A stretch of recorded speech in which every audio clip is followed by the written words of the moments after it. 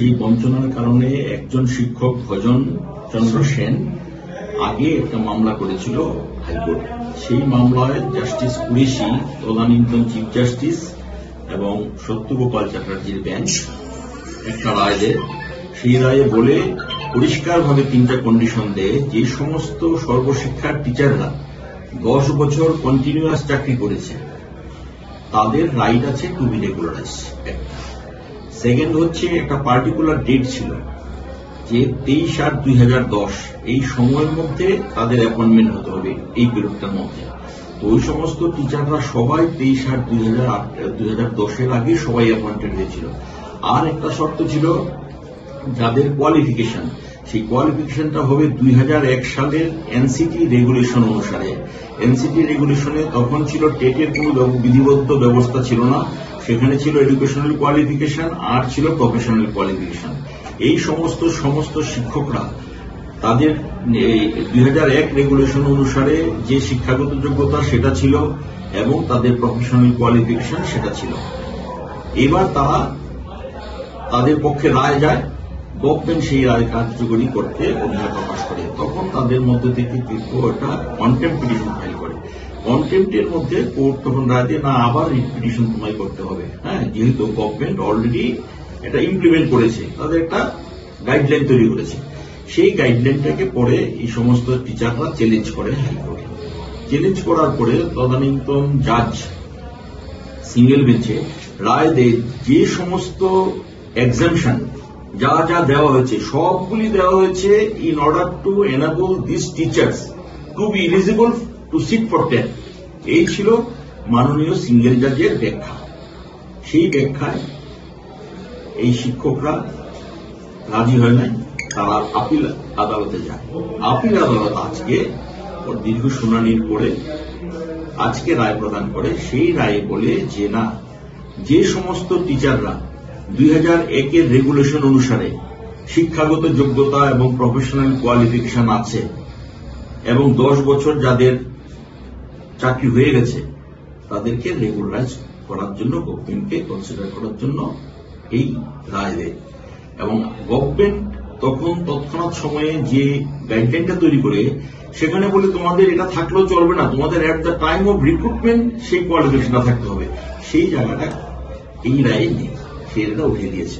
কাজে মূল সংক্ষেপে যদি বলতে হয়, যে কারণে টিচাররা এক্সিট এই at the time of recruitment ওই কোয়ালিফিকেশন এবং প্রফেশনাল কোয়ালিফিকেশন থাকতে হবে, সেটাকে কোর্ট নস্যাৎ করে দিয়েছে। কোর্ট বলছে না, দে আর এন্টাইটেলড টু রেগুলারাইজ। মানে অর্থাৎ কুরেশি সাহেবের যে জাজমেন্ট, সেই জাজমেন্টের মধ্যে মাননীয় হাইকোর্ট আবার স্টাম্প দিয়ে দিয়েছে, সিল করে দিয়েছে এবং গভর্নমেন্টকে 3 মাসের সময়সীমা বেঁধে দিয়েছে এর মধ্যে কনসিডার করার জন্য। যাদের সেই যোগ্যতা আছে তাদেরকে রেগুলারাইজ করতে হবে, সেই হচ্ছে। এবং পরিষ্কার বলে দিচ্ছে যে টেট ইনসিস্ট করা যাবে না তাদের জন্য, টেটের কোনো বিধান নেই। এবং পার্টিকুলার ডেট হচ্ছে 29/7/2011, কারণ 23/7/2011 যে 2010 যে সাথে অ্যামেন্ড হয়ে গেছিল 29/7/2011। দীর্ঘদিনের যে আপনাদের একটা মামলা চলছিল, কি বলবেন আজকে এই রায়টা? আজকে রায় নিয়ে আমরা সবাই খুশি, যেহেতু আমরা সিঙ্গেল বেঞ্চে রায় হারছিল। আমাদের যে গভর্নমেন্ট রেগুলার করার পক্ষে যে এন্ট্রি লেভেলে যে কোয়ালিফিকেশন, এই কোয়ালিফিকেশনটা মানে উচ্চ আদালত আজকে উঠে এসেছে। যে এখানে পরিষ্কার বলা হচ্ছে যে যেহেতু 2001 থেকে 2011 29 জুলাই পর্যন্ত যাদের অ্যাপয়েন্টমেন্ট, তাদেরকে আপনি কোনোভাবেই টেট দিতে বা এরকম কোনো তারা চাপ দিতে পারতো না। এই হলো আজকের মূল মামলা। 2021 সালের পরে মানে 2021 সালে যে রায় বেরিয়েছিল আপনাদের, এবং তারপর আজ 2024 সালের এই রায়, এই দুটা রায়ের মধ্যে কি পার্থক্য ছিল? সরকার কি ধরনের পদক্ষেপ কখন গ্রহণ করেছিল এবং এখন মানে কি ধরনের ছাড় আপনারা পেয়েছেন? 2021 সালে যখন আমরা রায় পাই, গভর্নমেন্ট ওই রায়ের পরিপ্রেক্ষিতে একটা স্কিম তৈরি করে। ওই স্কিম যখন কমপ্লাই করে, তখন কিন্তু মুসলিমে কয়েকজন শিক্ষক বাদে আমরা কিন্তু সবাই বঞ্চিত। সেই বঞ্চনার পরিপ্রেক্ষিতে আমরা আবার উচ্চ আদালতে মামলা করি।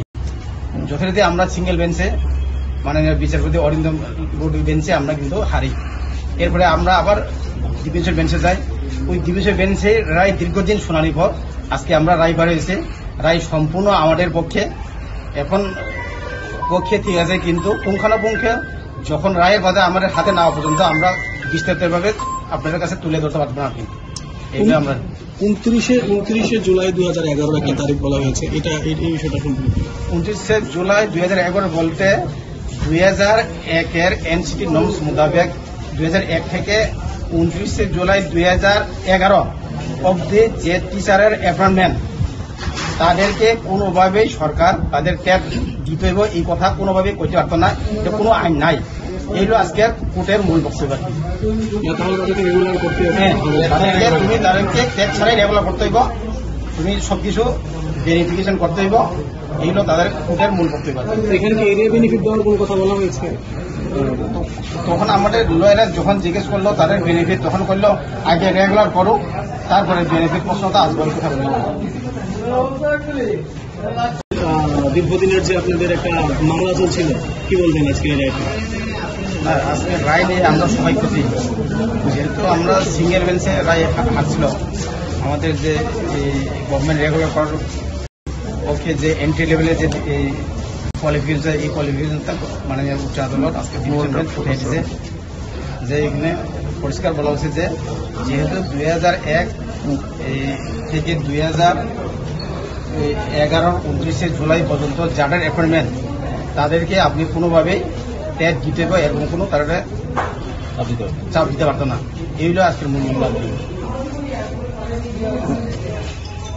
2021 সালের পরে মানে 2021 সালে যে রায় বেরিয়েছিল আপনাদের, এবং তারপর আজ 2024 সালে এই রায়, এই দুটা রায়ের মধ্যে কি পার্থক্য ছিল? সরকার কি ধরনের পদক্ষেপ কখন গ্রহণ করেছিল এবং এখন মানে কি ধরনের ছাড় আপনারা দিয়েছেন? 2021 সালে যখন আমরা রায় পাই, গভর্নমেন্ট ওই রায়ের পরিপ্রেক্ষিতে